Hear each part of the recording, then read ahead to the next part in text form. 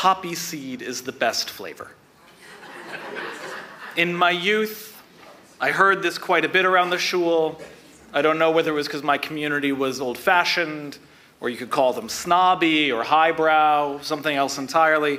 But that was the truth that I grew up with. Yes, I received yellow and red at day school. They were more dough than filling. At home, my parents made raspberry and apricot. Yes, I saw the chocolate ones at the carnival.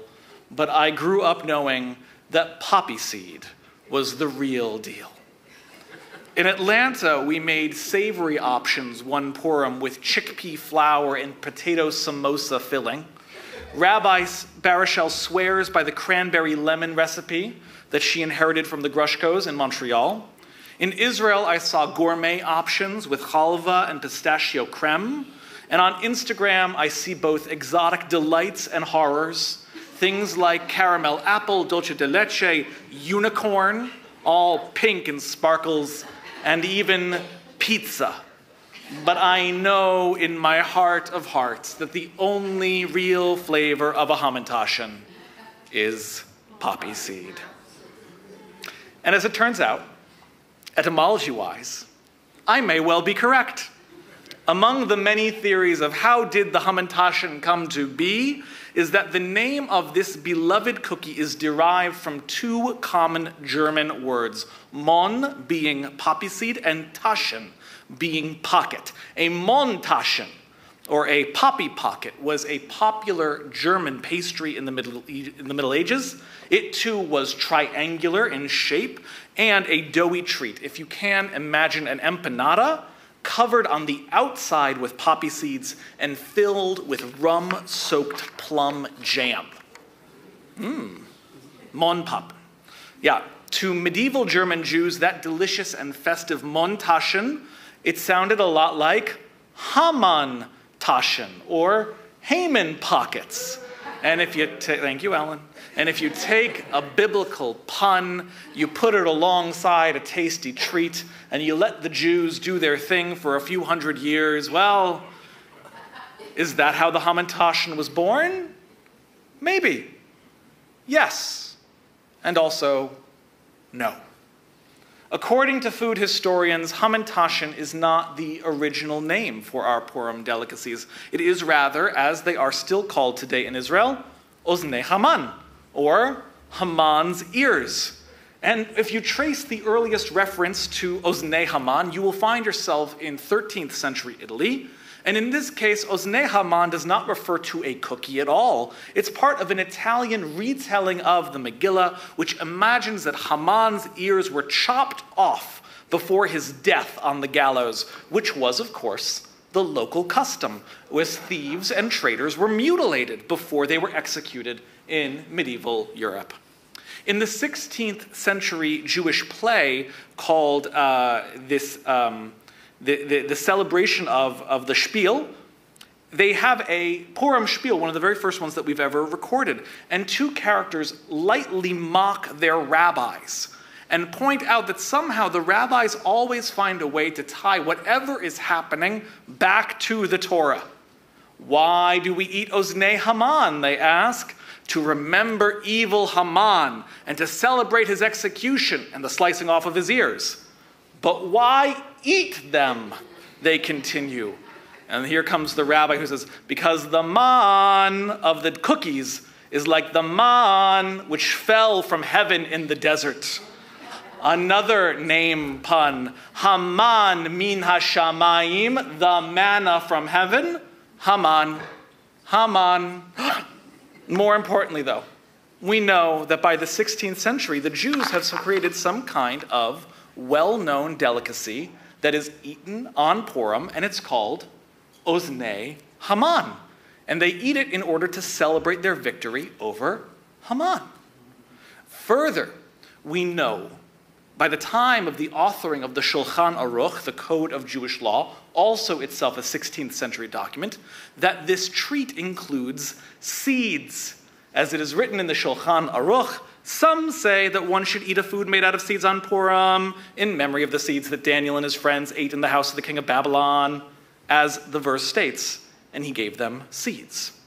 But others argue that the commandment to eat poppy seeds and other seed-based treats is in honor of none other than Queen Esther. As it is taught in the Talmud that while Esther dwelt within the palace of the king, she was careful to protect her identity, as we all know from the Purim story, but she was equally careful to protect the laws of kashrut. And because the food in the king's palace was not kosher, she survived only on seeds and fruit. And therefore, Iraqi and Syrian and Lebanese Jewish communities eat mamul and hadgi-bad'ah to this day, a special seed and various date breads. So while the montashen was taking off in Ashkenaz, in the Sephardic world, the Jews were also eating oznei Haman, but completely without the German influences. Instead, they has orejas de Haman, as they are identified in Spain and Italy and North Africa. And these are deep-fried dough strips that you twist, and it makes them look a little bit like the twist of an inside of an ear. And these oznei Haman are in the same food family as the buñuelos, the Sephardic donuts, which are prepared and deep-fried and dipped in honey for Hanukkah. So let's review before I go any further. In Europe, by the 16th century, it's common to eat a poppy seed-flavored pastry on Purim. At the same time in Sfarad, it is common to eat a fried dough fritter dipped in honey or sugar, and both are called oznei Haman, and the European treat becomes referred to as a Hamantaschen, but it is not yet a jelly-filled or poppy seed-filled triangle cookie. So how did our own modern Hamantaschen come to be about?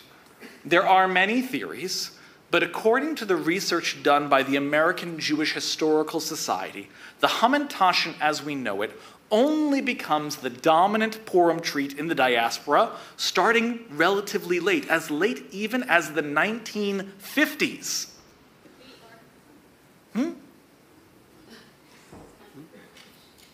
Someone was excited.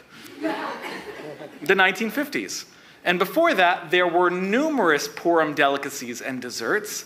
And if you look at Jewish cookbooks from before the 1950s, you'll see that there's a remarkable diversity of options.